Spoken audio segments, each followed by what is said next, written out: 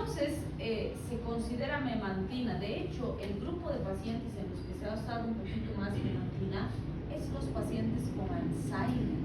¿Cuál es el problema en pacientes con Alzheimer? ¿Qué neurotransmisor está comprometido principalmente?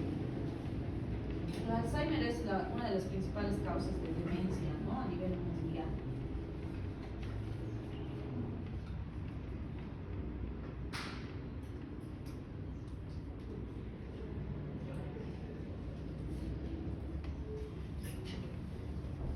El problema es que literalmente se van muriendo las neuronas. Evidentemente hay varios factores, ¿no? Edad, factores genéticos, factores ambientales, factores en relación al estilo de vida, pero básicamente se habla de placas y ovillos, porque se forman o se acumulan proteínas anormales en las neuronas del cerebro y las neuronas se empiezan a morir, ¿sí?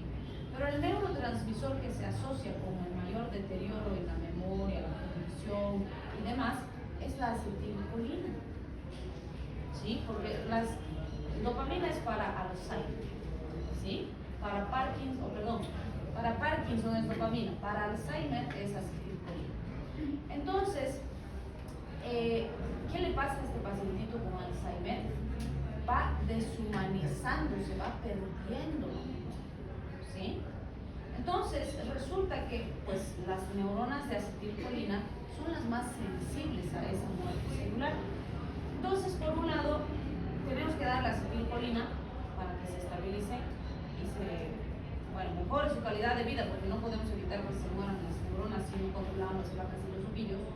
Pero resulta que también hay se dice neuroexcitabilidad, neuroexcitotoxicidad. Así creo que es, neuroexcitotoxicidad. Vale decir que hay toxicidad neurológica por una sobreexcitación. ¿Y quién la produce? El glutamato, ¿sí? Entonces se hacen tratamientos alternativos con fármacos que estimulan acetilcolina y fármacos que bloquean al glutamato y dan mejor resultado. Pero por el momento pues no tenemos tratamientos curativos, ¿sí? Entonces ahí se está probando. Bien, y el otro grupo importante, fíjense, son los que potencian la inhibición mediada por el GABA. Entonces, aquí tenemos tres grupos y varios de estos ya los conocen ustedes porque los hemos visto en citas sinóticos.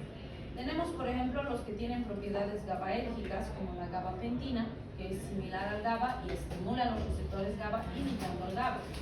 Tenemos los potenciadores de las corrientes de cloro a través del complejo GABA-cloro, y ahí tenemos benzodiazepinas, que ya las conocen, donde está con diazepam, diazepam y demás. Barbitúricos, que también ya los conocemos y muy parecidos a las benzodiazepinas, como fenobarbital, que hemos dicho que se usa mucho en trastornos convulsivos, y los inhibidores de la degradación del GABA en el sistema nervioso central, como la bigabatina, ¿sí? Entonces, ¿qué hago aquí? Independientemente de que haya una pequeña variación en el mecanismo específico de acción, lo que estoy haciendo es potenciar el efecto inhibitorio del dolor, ¿sí?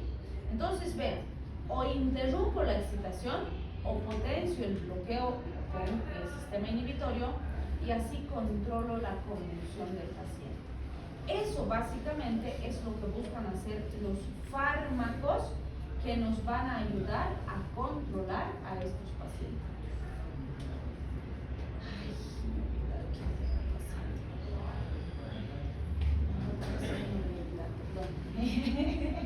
Por esa razón es la base para entender los anticonvulsivantes, ¿sí?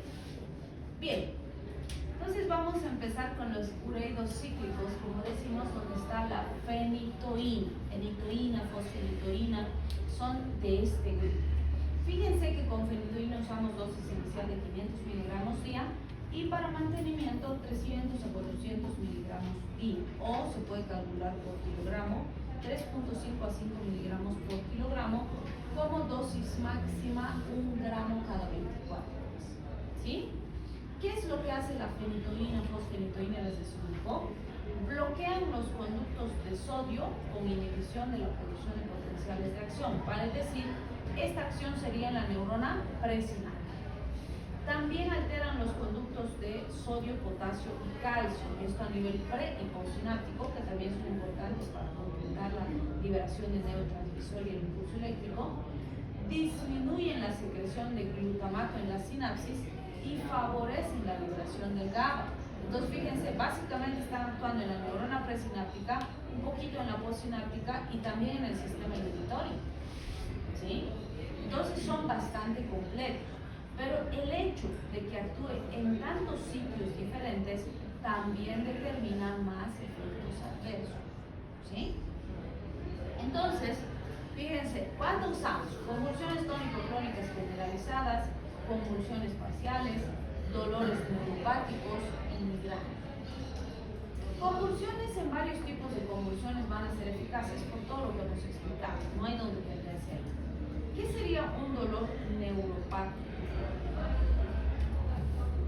¿Qué pacientes presentan dolores neuropáticos, por ejemplo? Pacientes diabéticos, por ejemplo, ¿no? Uno, la neuropatía o la polineuropatía diabética, ¿se acuerdan? ¿Qué implica eso? Que se van produciendo lesiones, inflamación en las terminales nerviosas y el paciente empieza a tener dolor, le duelen sus rodillitas, le duelen sus caderitas, le duele su espaldita y va al traumatólogo y el traumatólogo le revisa, le da analgésicos, pero no tiene algo musculoesquelético, es neuropatía. Entonces, ¿va a controlarse con AINES y demás? No, porque el problema es neuropático. Entonces, a esos pacientitos les sientan mejor los anticonvulsivantes. Y van a ver que a veces le estamos dando, bueno, una de las que más se usan, lo vamos a ver más adelante, es la carbamazepina. Y el paciente diabético dice, ¿pero por qué me están dando carbamazepina? Yo no tengo convulsiones, porque ha googleado y le sale que es para convulsiones. No, no le estamos dando para convulsiones, le estamos dando para la neuropatía diabética. ¿Sí? O, por ejemplo, han debido escuchar de la neuralgia del trigémino. ¿Quién, a causa o a consecuencia de qué el paciente tiene neuralgia del trigémino? ¿Cómo? ¿Compresión? ¿Cuál es la principal causa de neuralgia del trigémino? Jóvenes, ¿pueden hablar más bajito, por favor? Estamos en clase. Gracias. Aislamiento del ruido de la pared es malo. Ya, ¿qué dice?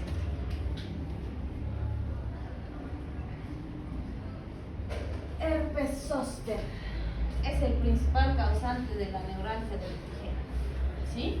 En un porcentaje menor puede quedar como secuela de alguna otra infección o de algún traumatismo o cosas así. Pero en general queda como secuela de un brote de herpes zóster que ha afectado el trigémino. ¿Sí?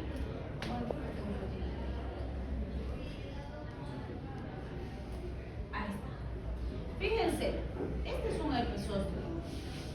¿Sí?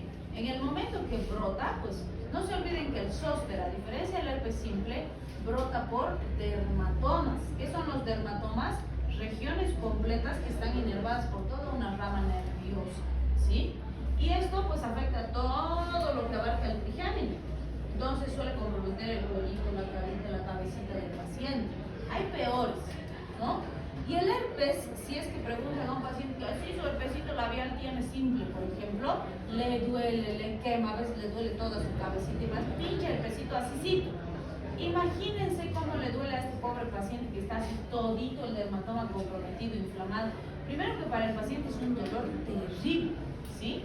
Esto va a desaparecer, va a quedar limpiecito como si nunca hubiera habido nada por ahí, ¿sí? Va a quedar así todo limpiecito, normal, entre comillas, pero el dolor va a persistir. El paciente va a sentir dolor persistente y de alta intensidad. ¿Le vamos a dar AINES? No funciona. No es suficiente. No se estabiliza. Es tan intenso este dolor, imagínense, que existe una cirugía para seccionar las terminales nerviosas, que lo van a ver en TQ o lo han debido ver ya, y que esa sección corta las terminales nerviosas para disminuir el dolor del paciente. ¿Sí?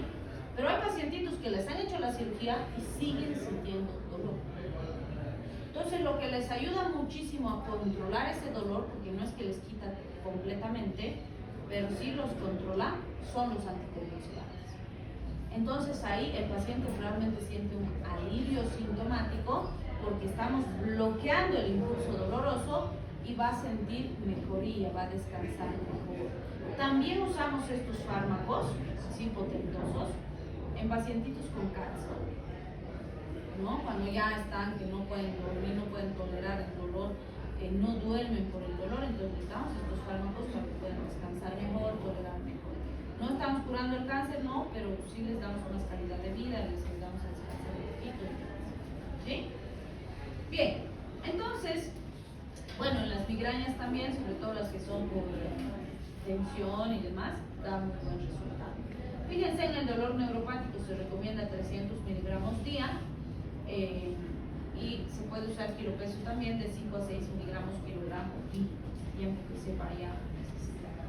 En pacientitos con migraña, que suelen ser tratamientos más cortos, de 200 a 400 miligramos día. Fíjense, ahí tenemos fenitoína, fosfenitoína, sus características cinéticas.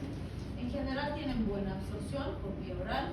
Sí se puede usar intramuscular, sin embargo, para la fenitoína es impredecible la distribución, la absorción por esta vía, así que no se usa o no se recomienda mucho intramuscular. En cambio, fosfenitoína sí es bastante estable y predecible por esta vía. Sí tienen unión a proteínas significativas, lo cual afecta su biodisponibilidad, se acumulan en el cerebro del paciente, también en hígado, músculo y la grasa. Entonces sí hay que manejar con cuidado, sobre todo en pacientes que tienen alta distribución de grasa. Se elimina por la orina, ¿sí? Y pasa a la barrera hematoencefálica, que en este caso es absolutamente deseable porque nuestro objetivo es actuar a nivel cerebral, ¿sí?